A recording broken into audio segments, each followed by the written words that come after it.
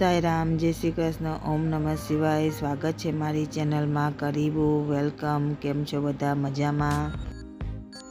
આજે આપણે બનાવશું મેથી અને બાજરાના લોટનો ઉપયોગ કરીને સવારના ચાય સાથે અને સાંજના પણ ચાય સાથે ખાઈ શકો તેવો ક્રિસ્પી, ક્રન્ચી અને ખાવામાં મજેદાર નાસ્તો બનાવશું। અને તમે એક ફેરી બનાવશો ને તો વારંવાર બનાવવાનું મન થશે। અને ઠંડીની સિઝન પણ ચાલી રહી છે, તો ચાલીએ રેસીપીની શરૂઆત કરીએ। ઠંડી હોય કે ગરમી હોય, કોઈ પણ સિઝન હોય, પણ જો આવો નાસ્તો આપણને ચાય સાથે મળી જાય તો આપણા તો લીલા લહેર બની જાય। અહીંયા મારી પાસે નાની સાઇઝની 4 જોડી મેથી હતી, તો આ મેથીને આપણે કાપી લઈશું।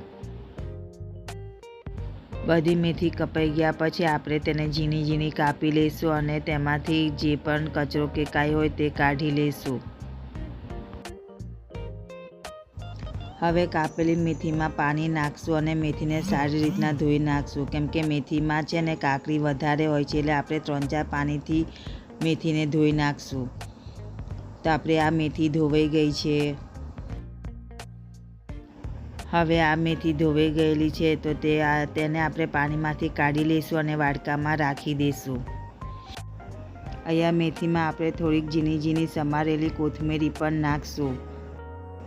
હવે તેમાં અડધો કપ બાજરાનો લોટ અને 1/4 કપ ઘઉંનો લોટ નાખશું। હવે તેમાં સ્વાદ અનુસાર બધા મસાલા નાખશું। તો અડધી ચમચી ગ્રાઇન્ડ કરેલા લીલા મરચાં, 1 ચમચી ધાણા જીરું, અડધી ચમચી હળદર, અડધી ચમચી મરચાંની ભૂકી, 1 ચમચી ખાંડ, 1 ચમચી લસણની પેસ્ટ, અડધી ચમચી આદુની પેસ્ટ, સ્વાદ અનુસાર મીઠું,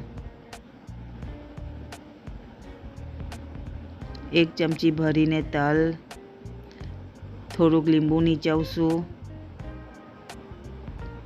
અને અડધી ચમચી જેટલો આપણે અચારનો મસાલો નાખશું, 1 ચમચી તેલ નાખશું। આ બધી વસ્તુને આપણે મિક્સ કરી લઈશું। બધા મસાલાને લોટ સાથે મિક્સ કરી લીધા પછી આપણે તેમાં થોડુંક જ પાણી નાખીને તેનો લોટ બાંધી લઈશું। આપણે લોટ બહુ કઠણ પણ નહીં અને બહુ ઢીલો પણ નહીં તેવો લોટ બાંધવાનો છે અને તેમાં વધારે પાણી નાખવાનું નથી। અને તમે પાણીની જગ્યાએ દહીંનો પણ ઉપયોગ કરી શકો છો, પણ મેં અહીંયા પાણીથી લોટ બાંધ્યો છે।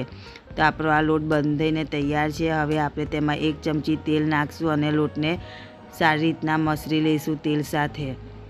લોટ બંધાઈને તૈયાર થઈ ગયો છે, તો તેને આપણે સાઈડમાં રાખી દઈશું। હવે આપણે એક પાટલી અને પ્લાસ્ટિક લઈ લઈશું, તેને સાઈડમાં રાખી લઈશું અને આપણે જે લોટ બાંધ્યો હતો તેમાંથી આપણે નાના નાના લુવા કરી લઈશું। બધા લોટમાંથી નાના લુવા કરી લઈશું। હવે હાથમાં તેલ લગાવીને બધા લુવાને ગોળ ગોળ કરી લઈશું। આ નવી ટાઈપની રેસીપી છે જે હું તમારી સાથે શેર કરું છું અને મારી મમ્મીના ઘરે તો આ રેસીપી બહુ જ વાર બનાવવામાં આવે છે। હવે આપણે પ્લાસ્ટિક અને પાટલી લઈ લઈશું અને પ્લાસ્ટિક ઉપર આપણે ઓઇલ લગાવી લઈશું અને જે લુવા લીધા છે તે આપણે પ્લાસ્ટિક ઉપર રાખી દઈશું। અહીંયા મેં 4 લુવા રાખ્યા છે અને તેની ઉપર આપણે બીજું પ્લાસ્ટિક રાખી દઈશું।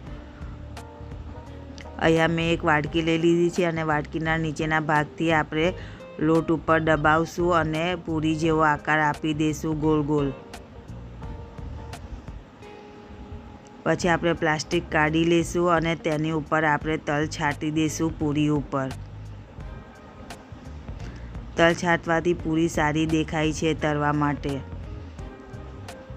તો હવે આ પૂરી તળવા માટે તૈયાર છે। તો ગેસ ઉપર મેં તેલ ગરમ કરવા રાખી દીધેલું, તેલ ગરમ થઈ ગયું છે તો તેમાં આપણે એક પછી એક મેથીની પૂરી નાખતા જઈશું। અહીંયા આપણે ગેસનો ફ્લેમ ધીમો રાખવાનો છે, હાઈ ફ્લેમ પર આપણે પૂરીને તળવાની નથી। થોડી સેકન્ડ પછી આપણે પૂરીને પલટાવી લઈશું અને બીજી બાજુ તળવા દઈશું। થોડી સેકન્ડ પછી પૂરીને ઉપર નીચે કરતા જઈશું અને પલટાવતા જઈશું અને લાઇટ ગોલ્ડન બ્રાઉનની થઈ જાય પછી તેને આપણે તેલમાંથી કાઢી લઈશું। તો આપણી આ પૂરી તળાઈ ગઈ છે, તો હવે આપણે તેને તેલમાંથી કાઢી લઈશું। આ એક રીત જોઈ લીધી. હવે તમને હું બીજી રીતના પૂરી કેવી રીતના બનાવવાની તે પણ હું શીખવાડું છું. આવી રીતના આપણે લુવા પ્લાસ્ટિક ઉપર રાખી દીધા છે અને બીજું પ્લાસ્ટિક શીટ્સ એની ઉપર રાખી દીધું છે. હવે હાથ વડે આપણે તેને દબાવતા જઈશું અને ગોળ ગોળ પૂરીનો શેપ આપી દઈશું. પૂરીનો શેપ આપી લીધા પછી પ્લાસ્ટિક આપણે કાઢી લઈશું અને તેની ઉપર આપણે તલ લગાડી લઈશું. તો આ પણ તળવા માટે તૈયાર છે. તો આપણે જે ગેસ ઉપર તેલ ગરમ કરવા રાખ્યું હતું તેલ હજી પણ ગરમ છે. તો હવે તેમાં આપણે એક પછી એક પૂરી નાખતા જઈશું અને લાઇટ ગોલ્ડન બ્રાઉની થાય ત્યારે તેને તેલમાંથી કાઢી લઈશું. બધી પૂરીને આવી રીતના એક પછી એક તળી લઈશું. અમારા અહીંયા ટાંઝાનિયા ગામમાં ઠંડી હોય કે ના હોય, ગરમી હોય કે ના હોય, અમે તો મેથીનો નાસ્તો બનાવતા રહીએ છીએ અને ખાતા રહીએ છીએ. મેથીમાંથી તો ઘણી પ્રકારની વાનગીઓ અને નાસ્તા બનતા હોય છે. તો મેં વિચાર્યું કે ચાલો કંઈક અલગથી નવું બનાવું. તો મેં વિચાર્યું કે આ બનાવું ક્રિસ્પી અને ક્રન્ચી મેથીની મિની પૂરી જે ચાય સાથે ખાવામાં બહુ જ મજા આવે છે. તો આપણે બધી પૂરીને આવી રીતના એક પછી એક તળી લીધા પછી તેને આપણે એક પ્લેટમાં કાઢી લઈશું અને ઠંડી થવા દઈશું. મેથીની આ ક્રિસ્પી અને ક્રન્ચી પૂરી ઠંડી થઈ ગયા પછી આપણે તેને એક પ્લેટમાં કાઢી લઈશું. ટન તો આપણી આ ક્રિસ્પી ક્રન્ચી અને ખાવામાં સોફ્ટ તેવી મેથીની મિની પૂરી બનીને તૈયાર છે. તો તમને એક તોડીને પણ દેખાડીશ. તો તમે જુઓ કેવો ફાઇન અવાજ આવે છે અને ખાવામાં પણ એકદમ મજેદાર બની છે.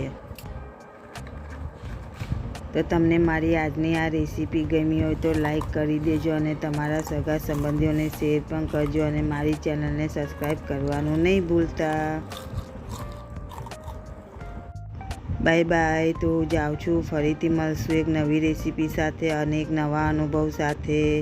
વાહેરી, એન્જોય.